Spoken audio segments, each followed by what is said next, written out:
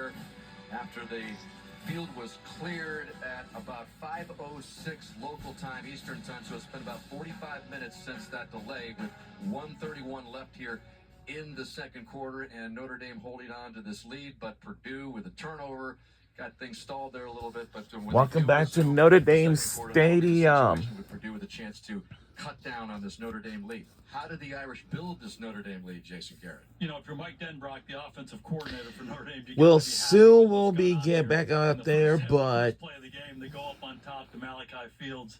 66-yard touchdown on the deep post. Once all these fans goes back out there, Jeremiah Love, Jadari but Price, the big offensive line, really just controlling the line of scrimmage and letting these guys operate. And they have two dynamic running backs. They run inside, they run outside, they make people miss.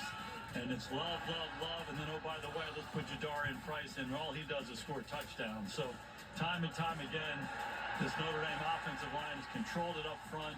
They give those guys the ball. 26 offensive plays for Notre Dame in the first half. They've run it 22 times.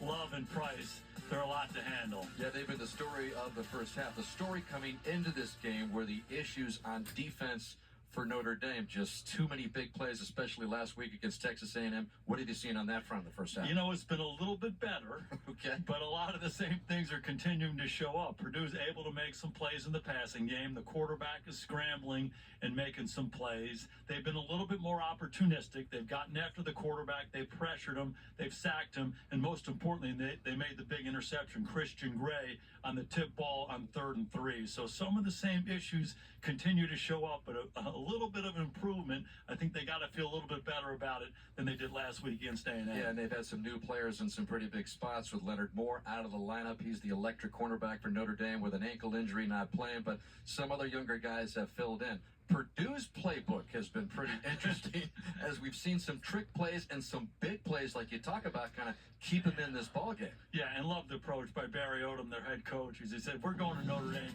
and we're going to try to win this football game. They get down in the red zone early. They hand the ball to McAfee, and he turns around and throws a swing pass to Ryan Brown, the quarterback, and he runs it in. And then, hey, they got a fourth down a little bit later around midfield. Hey, why not? Let's try the fake punt. McAllister looking like a young Paul Horning going to get that first. Well, let's not get too carried away. But he was running like he was a Heisman Trophy winner. He sure was. So Purdue in this ball game, and again, we've got this weather delay. We are hearing reports, nothing is official yet, that they're going to try to get the teams out on the field in about 20 minutes, 25 minutes maybe. That's for a warm-up, and then that's 15 minutes from there. And then so maybe we can get things going underway here at about 6:30, but they've got another meeting, and we're expected to have another announcement at the top of the hour to try to pinpoint when we can start this football game. But weather delays, as we mentioned, if you were with us earlier, nothing new for the Purdue team. Yeah. This is always a nuisance for a team. You get in the locker room, and you heard Marcus Freeman talking about the strategy. What do? You get out the iPads, but Purdue and USC's kickoff. so we are still looking live at the Notre Dame Stadium, but on the top of the hour, we're just going to find out what the announcement will be, the time of the teams will get back onto the field, and of course, to find out what time exactly for these fans to get back in their sections in their seats. What's going on? Tell them to take their shoulder pads off. Have a banana, have an orange, drink a little water, have an Uncrustable. Don't be afraid of an Uncrustable. Uncrustable? Where did that come from? Are you an Uncrustable guy? Oh, yeah. Okay. In this situation. I think they are, too. Well, but then, as Marcus said, you look at the iPad, you do a little football. What happened in the first half? Use this time as an advantage. Yeah, it's not probably a bad idea to start with today, but if you're Mike Denbrock, keep doing what you're doing. Address the issue before the half where you had the sack. The sack fumble giving Purdue an opportunity, but everything else has been pretty good. So you do a little bit of football.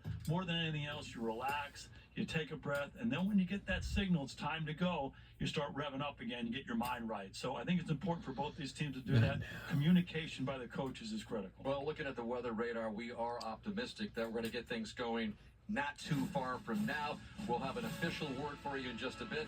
With Notre Dame leading 28-13 with 1:31 left in the second quarter, you've got the studio again on the backside of this commercial. we'll be right back on the other side. We'll see what the official word is when we return.